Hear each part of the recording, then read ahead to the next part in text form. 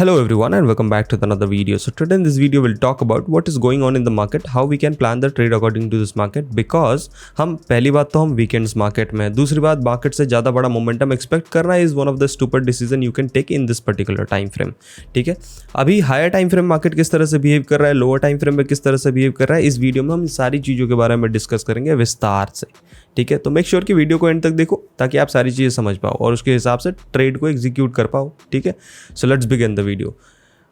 उससे पहले हम डिस्कस करते हैं कि कल रात को जो ट्रेड लिया था उसमें क्या हुआ था. ठीक है, तो कल रात को हमने लिया था हायर हाइज फॉर्मेशन के बाद लोअर हाइज फॉर्मेशन के बाद हमने शॉर्ट साइड ट्रेड अपॉर्चुनिटी ली थी, जिसमें मैंने आपको साफ साफ बताया था कि अगर मार्केट यहाँ से कंटिन्यूसली रिट्रेस भी करता है तो it is going down for this order block area. यहाँ तक जाने की कोशिश करेगा क्योंकि 1 आवर टाइम फ्रेम में भी ऑर्डर ब्लॉक एरिया था और लोअर टाइम फ्रेम में भी ऑर्डर ब्लॉक एरिया था और इधर से ही रिकवरी की प्लान हमने करी थी.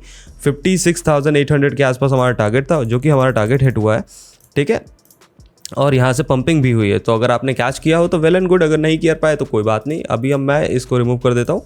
Now let's talk about in higher time frame पे कि क्या दिख रहा है भाई, कैसे क्या चल रहा है. तो 4 आवर टाइम फ्रेम पे अगर आप ध्यान से देखते हो तो आपको साफ साफ दिखेगा कि भाई previous order little bit of order block area से मार्केट में एक रिवर्सल देखने को मिला है. At the same time frame market is sustaining this level. ठीक है, 1 आवर टाइम फ्रेम में अगर आप ध्यान से देखोगे तो 1 आवर टाइम फ्रेम भी same situation, previous order block area से मार्केट में रिकवरी देखने को मिली है. At the same time frame अपना प्रीवियस हाइज तोड़ा है. ठीक है, अब प्रीवियस हाइज तोड़ा है तो क्या इंपॉर्टेंट है हमारे लिए इंपॉर्टेंट है कि हमको बस वेट करना है कि ये जो रीसेंट फेयर वैल्यू गैप है ये फिल करके मार्केट में थोड़ी सी रिकवरी देखने को मिले. अगर देखने को मिलती है तो ये अप ट्रेंड होगा.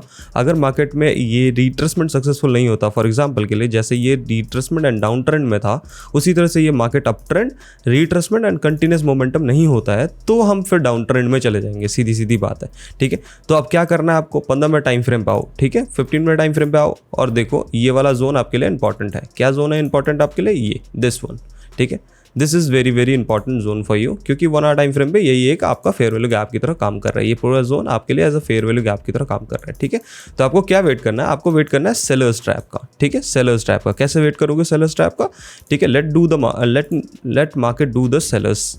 बुलाने दो मार्केट को ना, सेलर्स को बुलाने दो. सेलर्स आएंगे, ठीक है, मार्केट में रिकवरी होगी, रिट्रेसमेंट होगा. इस पर्टिकुलर एरिया पे आपने बाइंग अपॉर्चुनिटी देखनी है. क्यों? क्योंकि 1 आवर टाइम फ्रेम पे this is the little bit of imbalance area और फेयर वैल्यू गैप एरिया है. ठीक है, तो यहाँ से मार्केट में रिकवरी होना इज पॉसिबल सिनेरियोज हैंगे. ठीक है जी, तो इसमें ध्यान रखिएगा. यहाँ पे आप ट्रैप मत हो जाइएगा क्योंकि जस्ट अ सेलर्स ट्रैप है.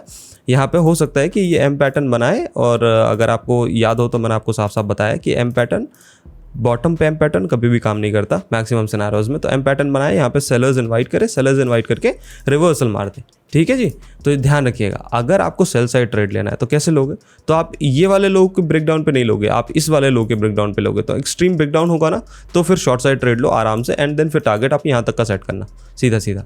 ठीक है, तो फिर तो एकदम हम डाउन ट्रेंड में चले जाएंगे ना. 1 आवर टाइम फ्रेम का फेयर वैल्यू गैप फिल होकर नीचे गिर गया मार्केट, फिर तो हमारा कोई सिचुएशन ही नहीं बचा ना. फिर तो हम आराम से नीचे आ रहे हैं, बहुत प्यार से नीचे आ रहे हैं. तो हम यहाँ तक का टारगेट देखेंगे अगर डाउनवर्ड कैरेक्टरिस्टिक हमारा शुरू हो गया. ठीक है, अभी फिलहाल के लिए आप सेलर स्ट्रैप देखो, सेलर स्ट्रैप हो जाए तो बाइंग अपॉर्चुनिटी देखो एंड देन अगर ये बॉटम ब्रेकडाउन हो जाता है तो आप शॉर्टिंग की तरफ जाओ. ऐसे इनमें चले जाना. ठीक है, शॉर्टिंग की तरफ. या फिर ऐसा होता है ना मार्केट में, मतलब एक एक्सट्रीम ब्रेकडाउन होता है, उसके बाद रिट्रेसमेंट होता है, फिर शॉर्ट के लिए जाओ. ठीक है, जब तक ये लोज ना टूटे जब तक शॉर्टिंग के लिए मत देखना. ठीक है जी, अभी लॉन्गिंग अपॉर्चुनिटी है बढ़िया एकदम मस्त. ठीक है, इथेरियम की बात करोगे, इथेरियम में भी सेम सिचुएशन है अभी के टाइम पे, एग्जैक्ट सेम सिचुएशन.